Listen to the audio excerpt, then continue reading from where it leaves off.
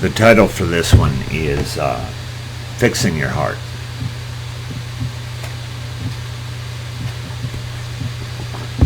When you come to God, I can pretty much guarantee that your heart's going to have a lot of things in it that shouldn't be there. Or you're going to be loving in the way that the world does, and that's not how it's done. I had to learn that one the hard way.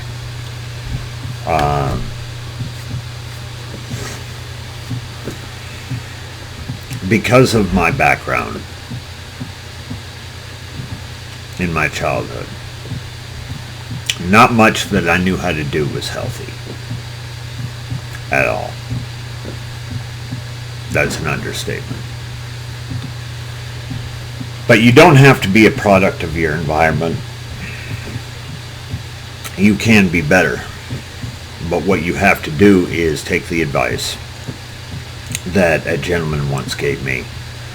Pastor told me, he said, if you want to know how to do something healthy and right and holy, find somebody that you know that does it perfectly. And then you emulate that, you copy that. I mean, down to a T. And after you get it down and you realize what kind of, good results you get from that, you tweak it a little bit and you make it your own. But the fundamentals are the same for love. You love as the Father loves. As humans, we have to do it a little different. So this is what I've learned along the way, from Scripture and from trial and error. The world is going to tell you that you have to do this, and this, and if they don't do this, and this for you, well, then you argue and you debate back and forth, and you compromise, and you basically come to a understanding. No, it's not how it works. Not in the least. This is not a business deal. This is not a treaty. And it shouldn't be treated like one. Rule number 1. If you're doing it to get anything out of it from the other person, you're doing it for the wrong reason. You have strings attached, and they know that. So what you do, and it doesn't always work out well for you, but it is the way to go. You take that person that you love, whether it's your daughter, your son, your wife, or your husband.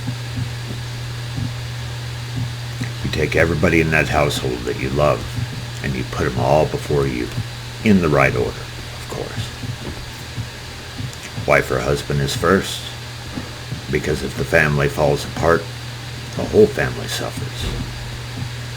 Then you do the children, and then you do family members, outside the home. And then you do yourself. Now you do need to maintain yourself and provide for yourself what you need in order to be healthy. I'm not saying that. I'm not saying on an unhealthy level, but I'm saying when it comes to the order in which you worry about things, you worry and provide for them first. They come first. You come last. Now I know what people are going to say. They're going to say, well, that's unhealthy. No, it's not. I'm saying you give yourself what you need for your basic essentials. And then you put them first for everything else. And this is going to do two things. Number one, they're going to realize that you're not doing it for the payout of what you're going to get. You know, that whole treaty thing. And two, you're going to send a very clear message of how much you love them and what you're willing to do for them to show it. That's a healthy love. I didn't do this, you know, my whole life. And that's why I've had a lot of things fail, including a marriage. But I think I'm doing it right now. People, it's kind of funny. People look at my wife. They look at me. They do that double take of, wow. I don't know why, but, well, I guess he got lucky. And my wife will smile at him and say, no, you got it the other way around. I'm the lucky one.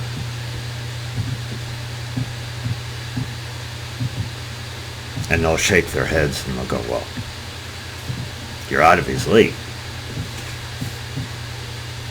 No. I think you have it the other way around.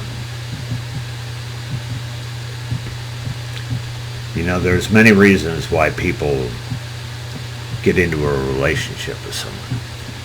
Personality, looks, intelligence.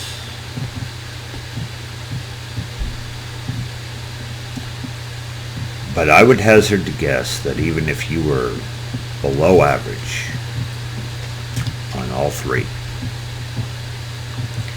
you love that woman the way she wants to be loved, there isn't a man in the world that'll tear her away from you. Guaranteed. She'll always say, I'm the lucky one. What good are looks, personality, intelligence, if she doesn't know, and I mean know, that you'll do the world for her, including step in front of that bus? That counts for a lot.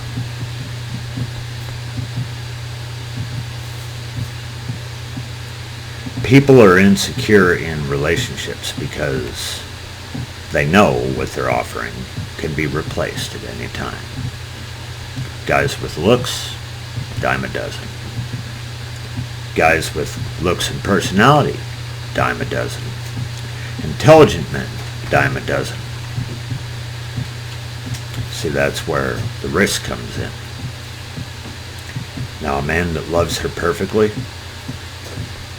and reminds her every day that he's irreplaceable in that department, that's foolproof. Good luck finding that in today's world. People are going about it in the wrong way. Oh, I've got to look better. I've got to work on my personality. I've got to project myself to be something that I'm not. No, you just got to love right and be yourself.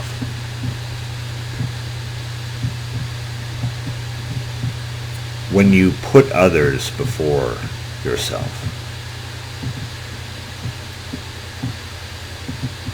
like I said, it's that clear message that I value you above all else. My wants, sometimes my needs.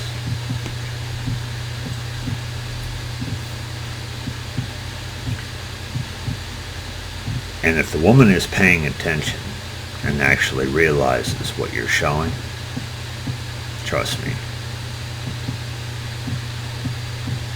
it will elevate her. And that's what we're supposed to do.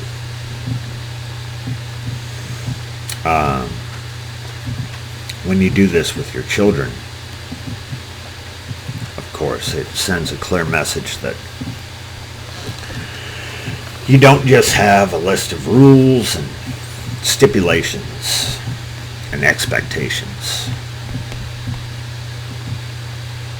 When you show them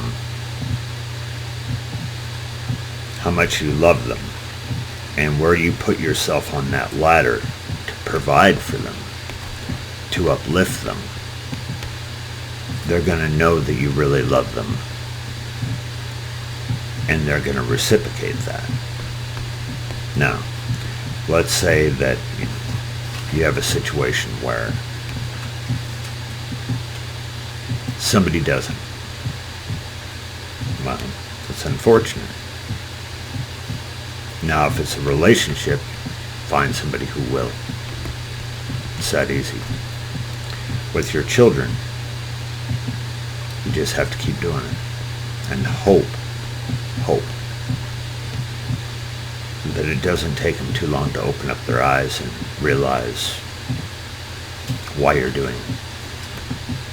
You don't do it to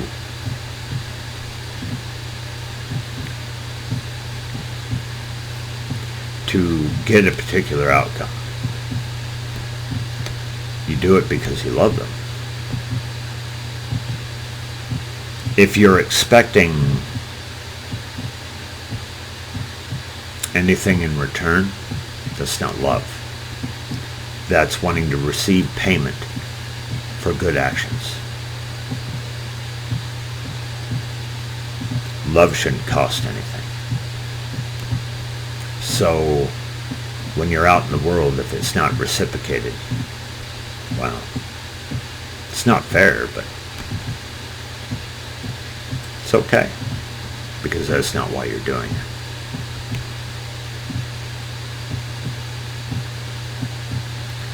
Love doesn't have strings. Love doesn't have stipulations.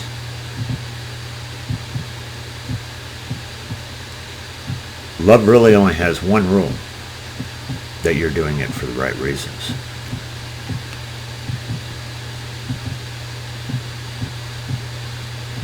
To show them how much you care.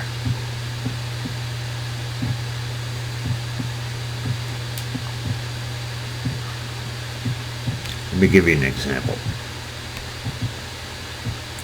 So, my mechanic, he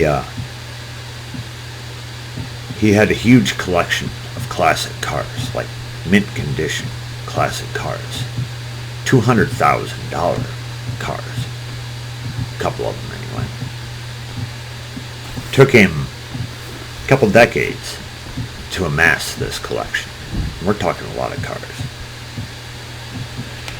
And he wanted to start up a family business to provide for his family.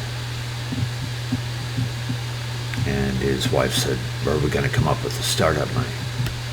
We can't get those loans. We already have a house loan." And he said, "I'll sell my cars." And her jaw almost hit the floor. And she said, "Well, yeah, but, you love those cars." And he says, "They're not my family. I don't need them. They're a want." So he sold off all of his cars, bought a junker to drive around that was 20 years old, and opened up his own business with little to no loans.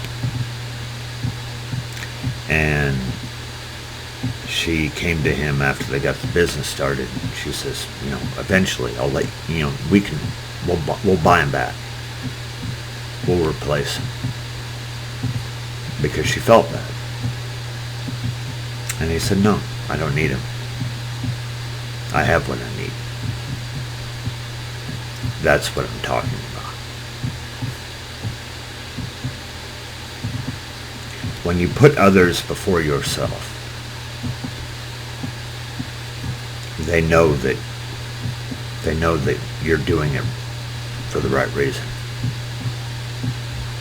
You're not doing it for the pat on the back or the tax write-off or the, oh well, if I suck up to the wife, she'll get off my back for a while, and then I can do this, and this.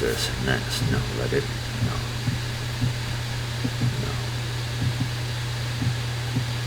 Like I said, people look at my wife and they look at me and they're like, this is weird. She could do so much better. Yeah, she could. She won't find somebody that loves her better.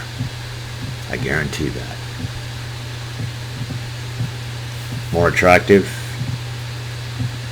a little less broken, physically. A little younger, yeah. But they're not going to love her better. And she knows it.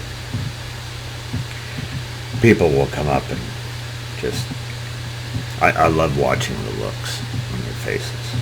They're scratching their heads trying to figure it out. I just kind of chuckle.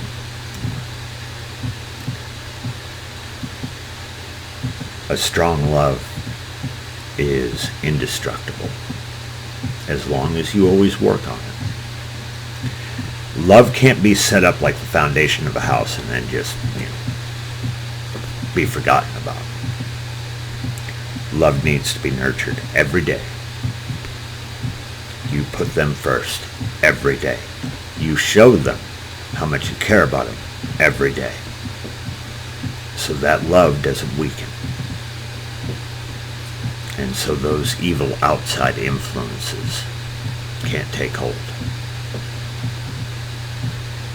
Now, sometimes, if you have a damaged relationship, it takes a long time for them to realize that you actually want to have a healthy love, especially if you have a past. But I guarantee if you do it long enough, they'll give up on the idea that you want something out of the deal. They'll be like, well, they haven't asked for anything in a long time. Maybe they're not doing it for selfish reasons. Maybe they're really trying. But you can't rush it. It's much easier when you start a love healthy from the beginning. It's hard to repair it, but it can be done. There is nothing I wouldn't do for those selected few people in my circle. Nothing. There's not much I wouldn't do for somebody on the sidewalk. But even when it's not reciprocated, you get that feeling in your heart that you're doing it the way that the Father would want you to. And that's all you really need is a thank you.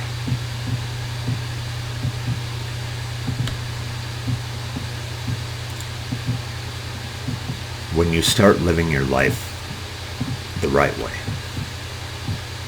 the joy comes from getting closer to the Father and where He wants you to be.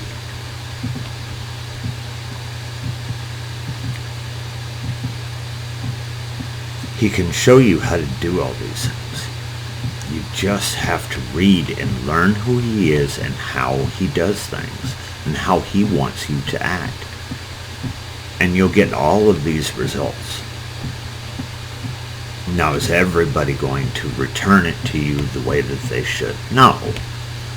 Not on any stretch of the imagination. Look at the world and how they act. But the ones that care about you will. That really love you will. They'll see the change in you. And they'll like it.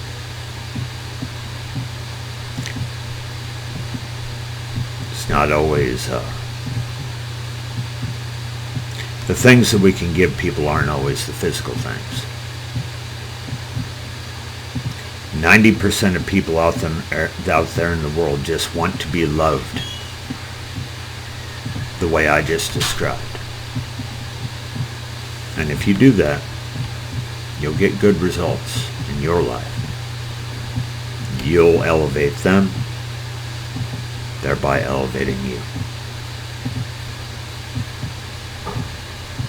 There shouldn't be a treaty or contract with a wife, husband, or children. Just guide and nurture with love, and your household will elevate. If it's a damaged household, it'll take a while. Or it may never get to where it needs to be, but at least you're doing it right, and at least you're trying. And that's all that God asks. Now, if you do end up being with somebody that, you do this with, and you put them first, and they abuse that, they use that to their advantage, they don't love you. You need to move on before you get locked in.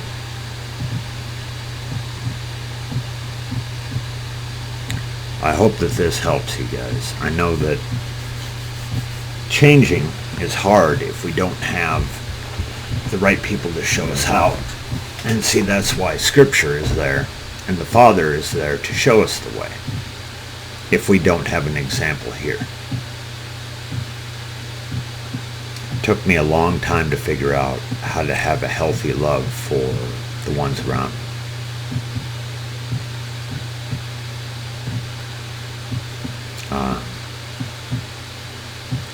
You always have to examine why you're doing things. Are you doing them because you're reacting, or are you doing them because you have their best interest at heart? You can never be selfish. Never do it for your reasons, because then you've corrupted it again. Now, there will be people out there that'll hurt you.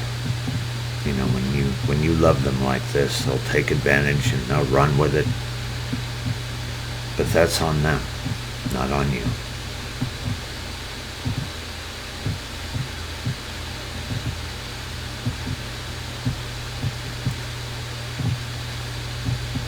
God is a God of love and truth.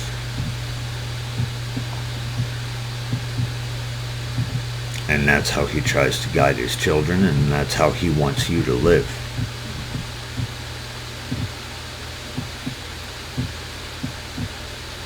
There isn't a man on this planet that could walk into this house and steal my wife away. You could bring 40 people through that front door, sit them in my living room, and take me out to lunch for a couple hours, and have me put her wedding ring in my pocket. And those men wouldn't stand a chance. Not a chance. And it feels good to know that the people in my circle value how the Father taught me to love them. Anyone can have this, anyone can do this, but you have to first learn who the Father is, how he tells you to love others and your family. Emulate that, learn that, and then enjoy the rewards. Not having to worry all the time. Is he or she going to leave me? Are they going to meet someone else? Are they going to cheat? Are they going to lie to me? All that is gone. It's gone.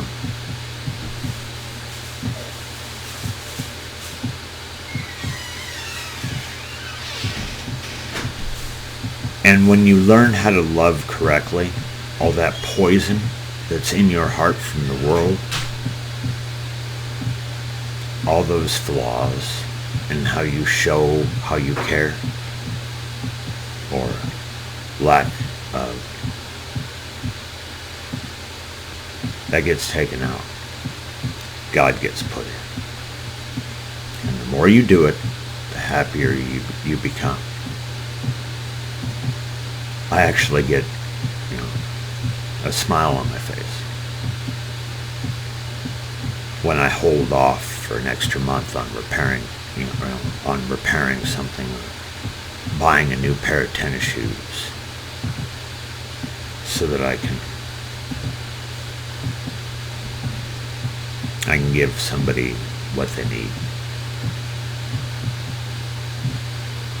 Or maybe even give one of the people in my family something that they want that we just can't afford at the time. It's like Christmas every day of the week. Now, you don't spoil. You have to do it within reason. But if they really love you, they won't take advantage of that. They'll know what you're doing, and they'll look out for you. See, once you start loving the people in your household right, they will love you right. It's a chain reaction. Might take a while, depending on how damaged things are, but you'll get there. I hope that this helped you guys.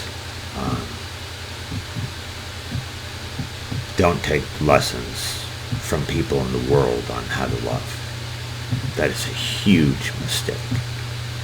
And anybody that tells you that putting everyone that you love before yourself isn't healthy, yeah, run. Run fast. Yes, the people that you love should meet you halfway. Doesn't mean they will. No, not all the time. But that isn't why you're doing it. You're doing it because it fills your heart with joy to treat them the way that they should be treated. Jesus didn't get reciprocated love, but he still did it. I hope this helped you guys. I've got a couple more positive messages coming out probably later on today. Go ahead and check them out on the channel.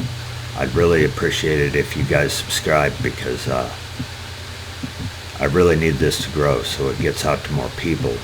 The more subscribers, the more comments, the more they push the videos to others, the more good we can do. I want Father to work on this platform. Don't you?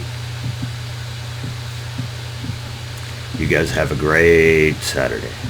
I hope that you're spending time with family. God bless you all.